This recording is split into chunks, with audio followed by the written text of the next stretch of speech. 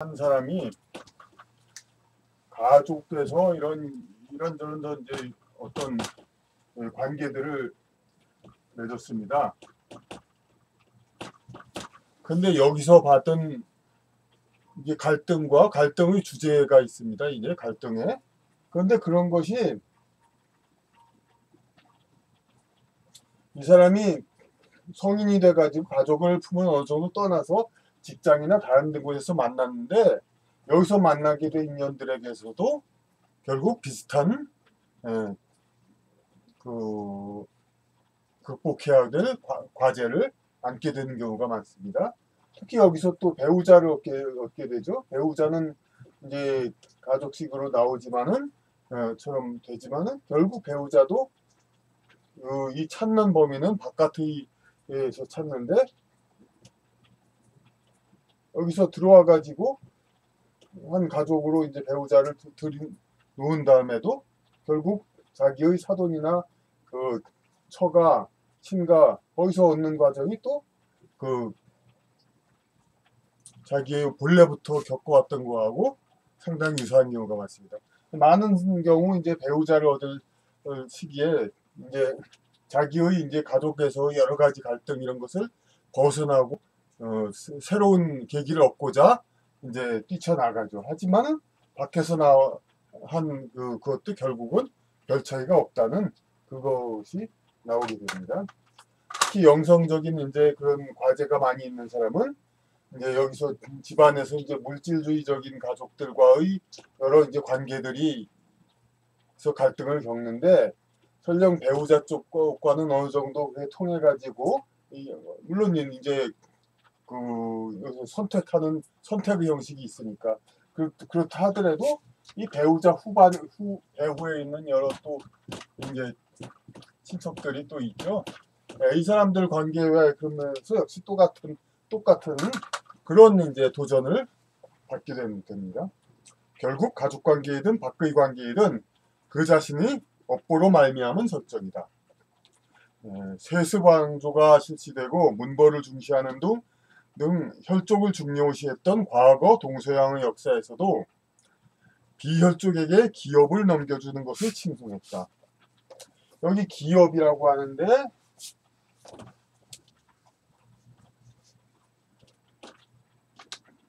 오늘 뭐 교회 찬송가에서도 나의 영원하신 기업 그렇게 얘기했는데 기업을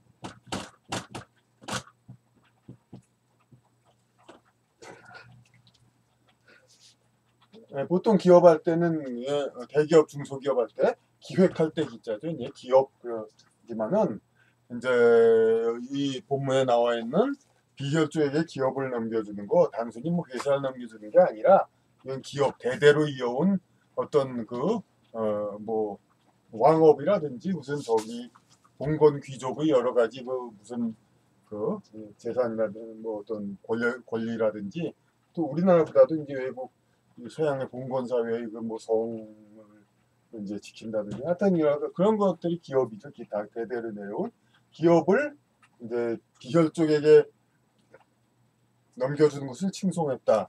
칭송한다기보다 하여튼 뭔가 좀 대단히 관대하고 뭔가 좀 보는 눈이 넓은 그런 사람으로 보게 되죠. 기업을. 그건 왜냐면은 이제 그 보는 관점이 넓기 때문에 일단 그렇게 한 사람은 사람 관계에서 동물적 본능에 매이지 않고 큰 진리를 따름을 존중합니다. 그렇게 얘기를 합니다. 이제 그러니까 혈족이 아닌 사람한테 자기의 그 엄청난 그 기업을 넘겨주는 것은 자기 가문이 피땀 흘려 넘겨준 그것은 그 인간의 본능으로는 당연히 혈족의 후손에게만 그것을 이제 주는 거지만 결국은 인연에 의해서 얽혀 있는 건 다 마찬가지이기 때문에 비혈족이라도 자기의 기업을 육성하고 대의를 위해서 성장시켜줄 그런 영적 후손에게는 그것을 넘겨줄 수가 있는 겁니다. 왕업을 비혈족에게 넘겨준다든가. 근데 여기 한 일화를 제가 썼습니다. 그러니까 요 그냥 읽지 말고 제가 그냥 이야기를 하겠습니다.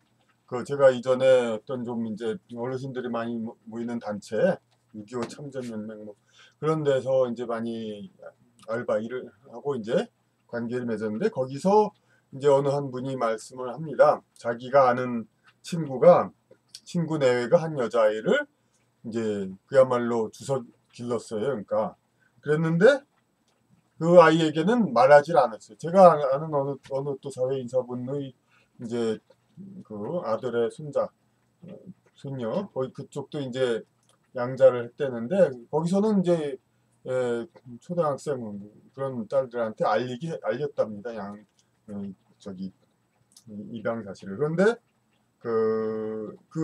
여기에 나오는 사람은 옛날 이제 그때 제가 방금 말한 이제 그 사회 인사의 그 손녀딸은 이제 양자라는 것은 뭐 현대의 일이니까 이제 좀 많이 이제 지금은 이제 의식이 많이 개방됐으니까 그게 가능하지만 옛날 말에도 이제 좀 양자라면은 이제 아마도 좀 충격을 받는 경우가 많으니까 한 여자아이를 주워 길렀는데 그 아이에게 알리지 않았다 이거죠. 그리고 결국 성인이 될 때까지도 알리지 않고 그 시집까지 보냈다 이겁니다.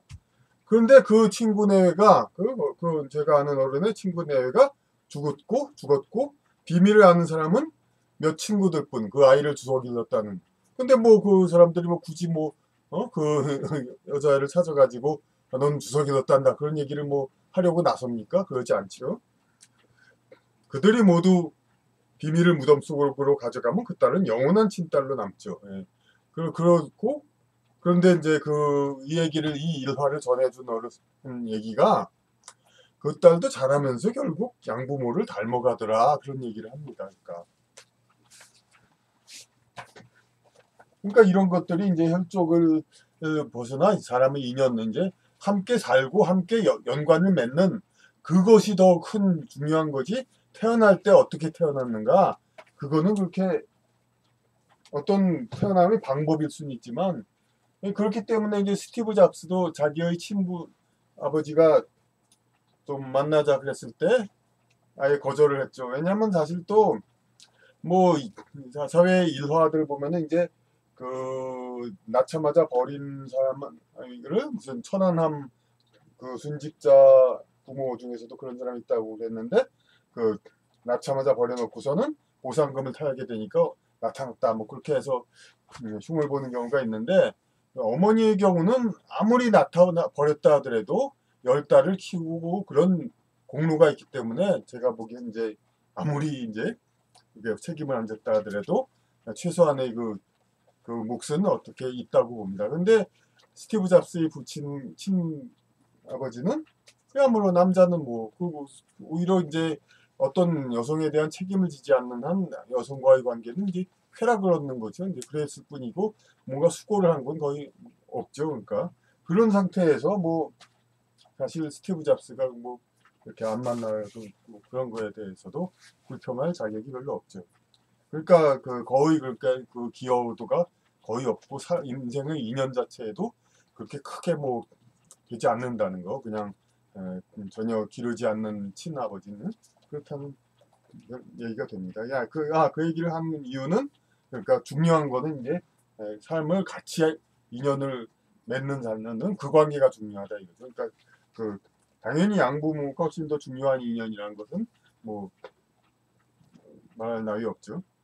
그 다음 페이지 241페이지에 부부는 닮는다는 말이 있죠. 부부가 서로 닮았다는 얘기들 그런 얘기 많이 나오죠. 근데 그런 이제 닮은 부부를 천생연분 그렇게 얘기하고 하는데 어차피 부부는 그냥 근데 비혈족, 혈족이 너무 가까운 사람한테선 찾지 않는 것이 동서고금의 관례입니다. 물론 옛날에는 그랬지만은 점차로 이제 인간 신분이 좀 다양해지 이제 인간 신분이 좀 개방됐죠. 이제 옛날에는 어떤 뭐 특정 신분만 유지하기 위해서 제가 쓴 이 영혼 여정 소설에서도 이제 주인공 여성이 자기 아버지와 결혼 그러니까 뭐냐면 이제 저기 아버지 그 어머니 이제 왕비가 중도에 돌아가시니까 왕비를 할 사람이 없죠. 근데 나라에는 왕비가 국모가 없으면 안 되죠. 그러니까 근데 이제 새로이 뭐 젊은 후처를 얻는다기보다 그냥 딸과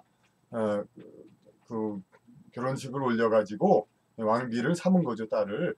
근데 뭐 이야기하기 그렇지만 우리나라에서도 뭐 어머니가 돌아가시고 딸이 퍼스트 레이디 한 사례가 있었죠. 그러니까 뭐 그런 식으로 생각하면 다 관대히 볼 수가 있습니다. 이제 여기서는 어쨌든 그 딸이 퍼스트 레이디, 그러니까 왕비 역할을 할 때 이 고대의 기록이 이제 결혼식을 하는 거 아버지와 그게 여기 나와 있습니다.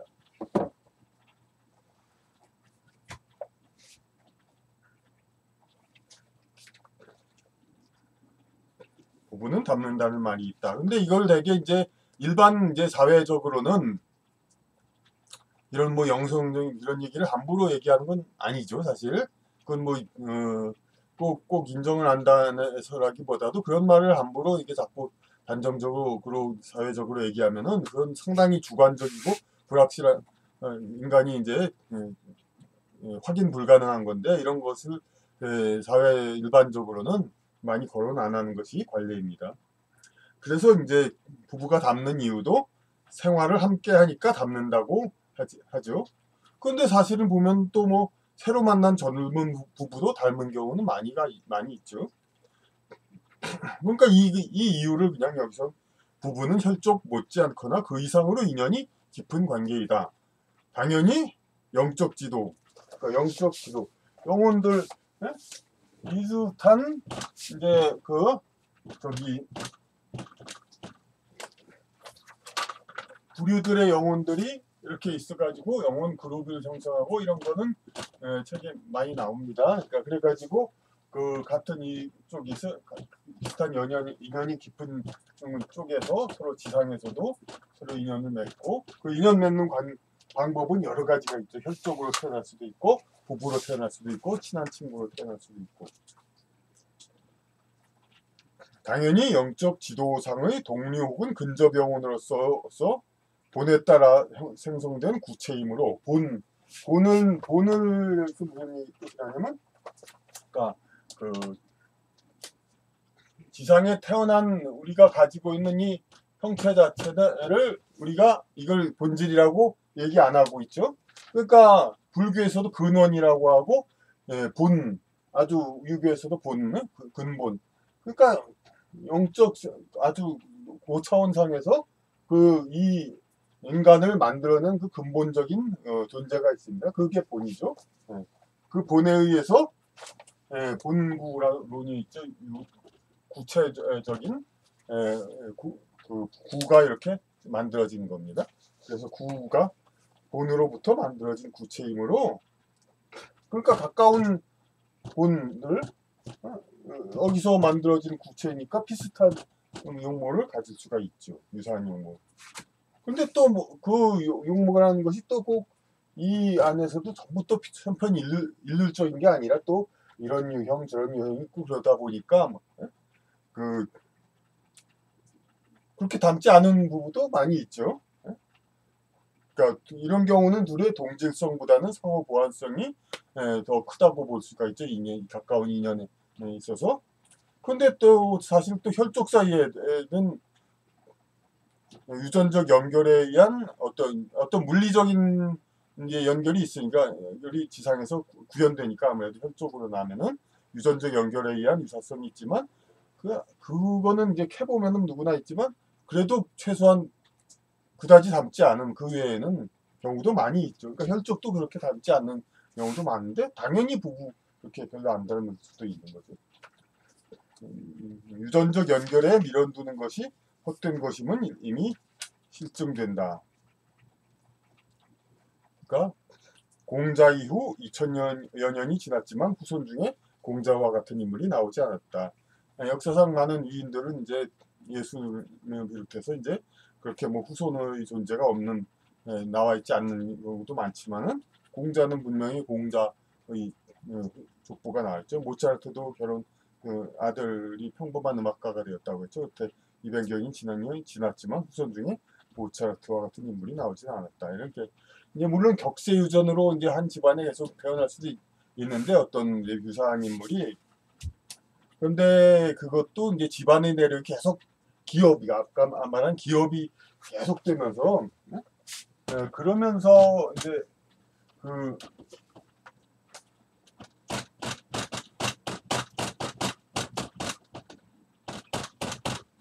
집안의 기업이 연결되면서 이제 이게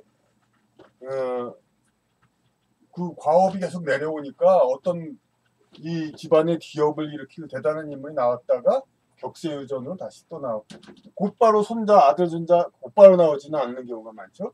한 2, 3대 있어 갔다가 2, 3대 나오고 그렇다는 것은 또 곧바로 아들은 이제 한 영혼이 동시에 아버지 아들이 될 수 없으니까 거의 같은 영혼이 이제 다시 온다고는 그런 뜻도 될 수가 있죠. 근데 이제 그렇게 뭐 음악가 집안 무슨 뭐 공자 유학자 집안하고 이렇게 모차르트나 공자가 이렇게 크게 이제 명문가를 만들고 이런 그 왕조처럼 이어져 오고 그러진 않으니까 결국은 그 후손으로 이렇게 태어나지 않는다는 얘기죠. 견줄 인물이 물론 그와 견줄 인물이 뭐 다른 집안에도 태어나진 않았죠.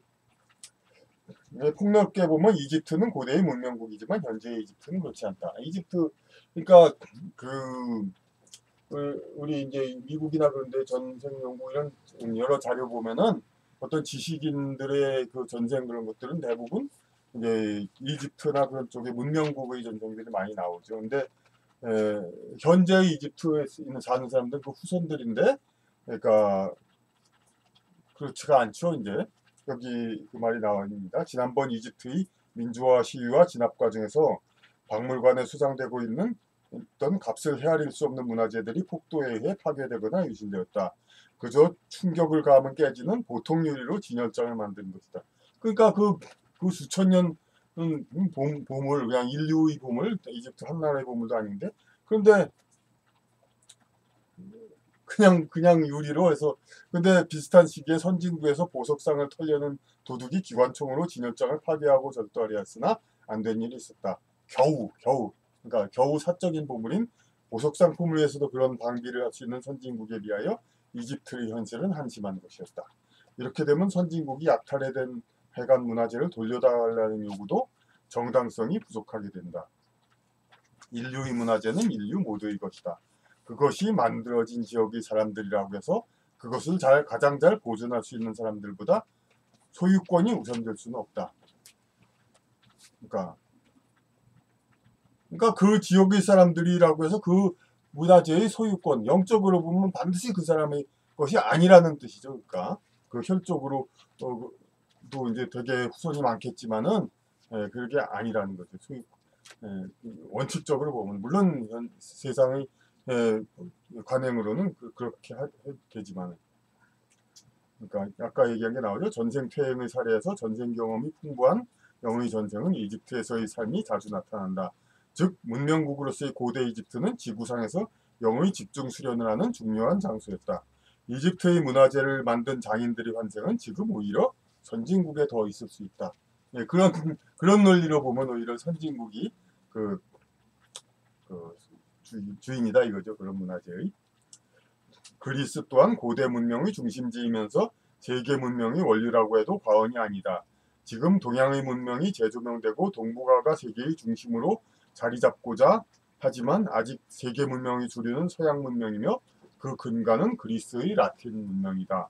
그러나 이처럼 위대한 따옴표에서 위대한 그리스 문명, 아직도 세계 문명의 핵심을 가지고 있는 위대한 그리스의 후예가 국가 파산으로 여러 다른 나라에 손을 벌릴 지경이 되었는데, 아니 그럴 수는 있어요. 근데 그럴 수는 있는데 국민들은 힘들게 사는 것이 싫다고 거리 시위를 하는 형편으로 전락했다. 그러니까 뭐 힘들 수는 있는데 우리나라도 IMF 그렇게 힘들어지는 거. 그런데 그 와중에서 힘들게 한 게 싫다. 거리 시위. 얼마나 사고방식이 나태합니까? 그러니까 지금의 그리스인 중에 고대 문명국 그리스인의 영혼을 지닌 자는 다른 나라에 비하여 그다지 많지 않다. 이런 결론이 나옵니다. 그리스 이제 상대적인 문명국 가장 높은 영혼들이 자리 잡았던 그리스였는데 그 혈족이 후손들이라 하더라도 지금의 그리스인들이 고대 그리스인의 영혼을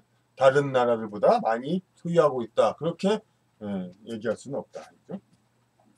혈족 승계는 가까운 데에서도 절대적인 것이 아닌데 하물며 수백 수천 년의 세월이 지난 후 그 의미를 따진다는 것은 무의미하다. 같은 지역의 역사를 이어받았다고 해도 정복과 이주 등으로 혈족 승계의 의미는 많이 사라진다. 민족주의 등에 애착을 갖는 입장에서는 세계 곳곳에서 민족의 순혈성이 훼손되는 것에 아쉬움을 가질 수도 있지만, 그래도 옛날에 우리 민족 했는데 뭐 보니까 뭐 그냥 뭐 이민 뭐 성씨들 족보들도 뭐 이민, 대부분 이민, 뭐 그러니 뭐가 이게 어떻게 된 건가 참 그랬습니다. 아쉬움을 가질 수도 있지만 그 자체가 집착할 만한 본질적 가치가 아닌 것이다. 세상의 재물이 일시적인 가치에 불과하고 끝내 집착할 것이 아닌 것과도 같다. 재물이 집착할 것이 아닌 것처럼 혈족, 혈연 이런 것도 집착할 것이 아니다 이런 겁니다.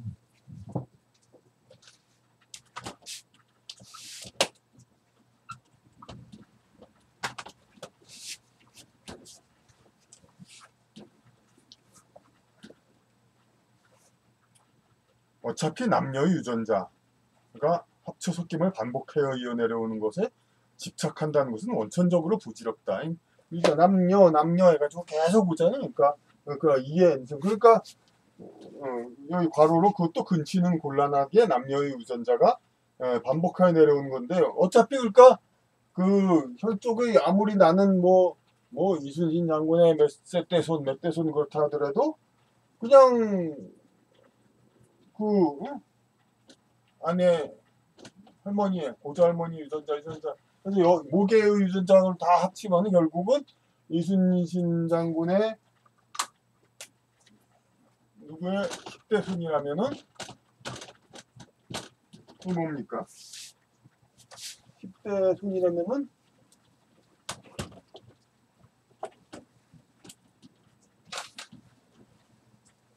1대 손이면은 2분의 1이죠? 아버지의 2분의 1의 유전자. 그러니까 2분의 1의 1승이죠. 그러니까 2분의 1의 10승. 그러니까 요 10대 조의 유전자는 그렇게 가졌다고 볼 수가 있죠. 10대 이게 1024인가 뭐 그 정도 되죠. 1024분의 1 10대가 그럼 그렇다고 해서 그럼 별 관계가 없냐? 그렇지 않죠. 아까 말씀드린 이제 기업이라는 것이 계속 이어져 내려오면 이 기업이 내려오고 있다면은 기업이 내려오는 한 이 기업을 이제 실현하기 위해서 이제 이에 적합한 영혼은 계속해서 이 집안에 찾아오게 됩니다. 그러니까 그런 의미가 있는 거죠. 이제 뭐 혈연 그걸로 이제 이렇게 관계가 있다 이렇게 보는 것이 아니라.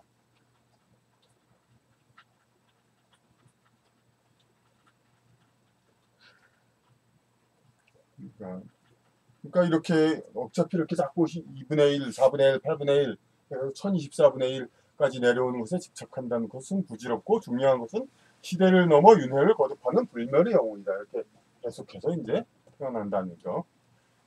역사를 볼 때는 특정 민족 자체보다는 그 지역이 인류 역사의 흐름에서 많은 역할이 어떻게 변화되어 왔는가, 그리고 그 지역의 문화가 인간의 영혼 성장에 어떤 효과를 주었기 때문에 그것이 확산되거나 혹은 소멸되었는지에 집중해야 한다.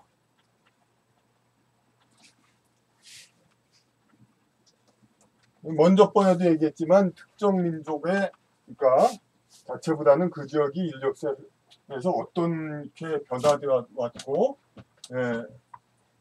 어떻게 변화되어 왔고 그 영혼 성장에 어떤 효과를 주었는가. 먼저 번에 이제 송나라 이제 그 얘기 한번 했었죠. 그러니까 여러 가지로 부유하다 보니까 나태해지고 남성이 남성답지 못하게 되니까 여자들을 더 비활동적으로 해서 비활동적인 게 마치 여성 아니요 이게 좋은 게 아니죠. 여성적인라는 건 여성적인 미라든가 그런 어떤 그런 장점들 그런 거를 살리는 게 여성을 살리는 거지.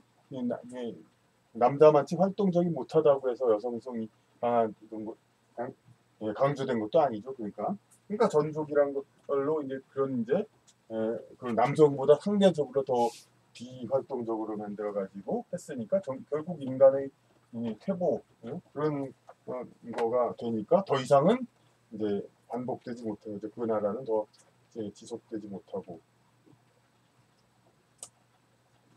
물론 이제 송나라도 이제 초중기에는 많은 이제 어떤 그러니까 높은 문화로서 지성을 많이 키웠으니까 영적 성장 이미 이 상당 수준의 영혼들을 많이 성장시켰죠. 그러니까 그런 기여를 했으니까 지속되어 왔지만 인간의 영혼 성장이 어떤 효과를 줬기 때문에 확산되거나 소멸되었는지 소멸된 거는 이제 더 이상은 필요가 없기 때문에 이런 이제 비교적 야만적인 이제 문화의 이쪽이 점령해가지고 문화가 퇴보됐죠. 근데 이 사람들은 그러니까 더 싸움과 이제 경쟁이 하기 때문에 보다 더 이제 기초적인 영혼들이죠. 이제 싸움과 전쟁 이것을 위주로 하는 곳이기 때문에 그러니까 이제 영적인 어떤 이 사람들이 이쪽을 점령해가지고 이렇게 좀 비교적 야만적인 나라가 된다는 것은 이 나라 앞으로 이 나라에 태어난 영혼들이 좀더 이제 어린 영혼들이 많이 태어나게 그렇게 나라가 바뀌었다는 거죠.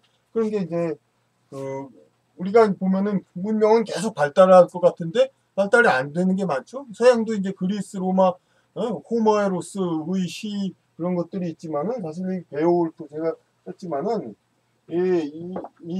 베오울프 이게 그 물론 내용은 중요하죠. 하지만은 어떤 서사시 구성이라든지 모든 그 작품의 어떤 짜임새 이런 게 그보다 몇백 년, 천년 전에 만들어진 호메로스의 뭐 일리아드 오디세이보다 훨씬 더 뒤떨어지고 어설프고 뭐 그렇습니다. 그러니까 여기는 이미 게르만 민족 이동 후에 좀 이제 상대적으로 영적인 그 수준이 덜한 환경에서 이걸 쓴 사람은 이미 그렇다는 건 아니지만 그 덜한 환경에서 창작된 것이기 때문에 문화적 수준이 더 오히려 떨어지게 되죠. 그러니까 그렇게 수준이 자꾸 계속 성장해야 될 것 같으면서 자꾸 떨어지고 그러는 이유가 이제 한 영혼이 계속 지구에 태어났던 영혼이 계속 태어난다면은 계속 거듭나면서 저기 모든 영혼들이 다 그런다면 계속 태어나면서 점점 영혼 수준이 높아지고 그래서 이 세계도 점점 발전하고 그렇게 되겠지만은 어느 정도 태어나다가 지구에 더 몇백 년 안 태어나고 많이 좀 그러죠. 그러다가 새로운 영혼, 더 어린 영혼이 태어나죠. 그러다 보니까 이제 더 어려지는 거예요. 전체 지구의 영혼들이. 그래서 지구수의 어떤 그 문화 수준이 더 퇴보가 되고 그러는 시기가 많이 있는 겁니다. 정복 과정에서 강간이나 살육으로 특정 민족의 수요가 늘어나고 줄어드는 것에도 의미가 있다. 인간의 목적을 이루는 활동에 있어 어떠한 육체가 더 유리한가는 신의 결정에 의하여 특정 종족의 수요가 늘거나 줄게 된다. 강한 족속에 의한 정복은 강한 유전자와 우월한 문화를 확산시킨다. 그러니까 지금은 이제 피그미족이 저기 아프리카에만 있지만은 우리가 반지의 제왕을 보면은 반지의 제왕에 보면 무슨 족이죠? 호비트족 있죠 반지의 제왕. 근데 사실 이 아프리카인 말고도 다른 민족 인도네시아에도 그런 전설이 있죠. 키가 작은 종족이 있다는 건 얼마든지 추정할 수가 있습니다. 뭐 꼭 작지는 않지만 네안데르탈인도 좀 이제 과거에 있었고 하지만 그런 이제 다양한 종족이 있었지만은 이제 결국 이제 지금과 같은 시대라면 그런 일이 없겠지만 옛날에는 서로 싸워가지고 남을 죽이고 자기가 살기 위해서 했기 때문에 그러니까 특정 민족의 종족의 수요가 늘거나 줄게 된다. 그러니까 강한 족속, 힘에 강한 족속에 의한 정복은 강한 유전자와 우월한 문화를 확산시킨다. 그러니까 유럽의 경우도 애초에 그러니까 영국이 있고 저기 이것이 누구였는데 이탈리아 로마죠. 예? 로마 그리고 여기 이제 스칸다나비아, 노르웨이. 그런데 그 게르마니아 같은 데 보면 이제 그 게르만 민족, 그러니까 완전 그 남자들 맨날 싸우기만 하고 오히려 그래서 여자들이 농사를 짓죠. 예, 그런 아주 그냥 용맹한 족속이라고, 근데 야만족이라고 나오죠. 이 책에도 그 이 주인공 여왕 왕녀를 이제 결국은 망치게 하는 외국 손님으로서 그 게르만족 비슷한 사람이 나옵니다. 이제 그래가지고 아주 덩치가 크고 허연 노랗거나 그런 머리칼에 붉은 피부에 그런 사람들, 완전 백인들이죠. 근데 사실 이때 옛날 때만 해도 로마 사람들은 전부 그러니까 머리가 검은 이제 그런 사람들이었죠. 그러니까 그런 얘기 영화에서 로마 그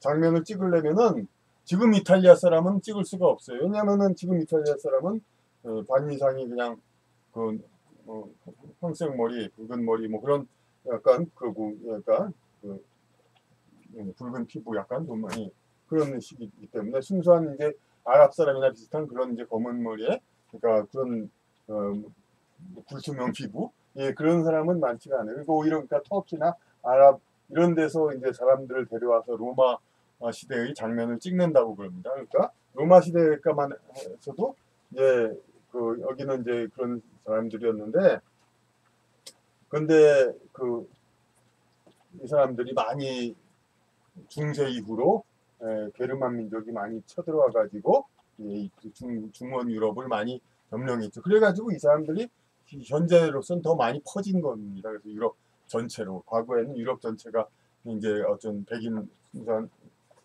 그러니까 우리가 이제 백인이란 기준도 모호하죠 사실 아랍이나 뭐 그 남유럽 뭐 그런 사람들 라틴 계열도 이제 백인이라고도 볼 수 있지만 좀 다르죠. 그런 사람이 아니라 이제 북쪽 그 백인들 이런 사람들이 과거에는 더 적었지만은 지금은 훨씬 많아진 거죠 이제.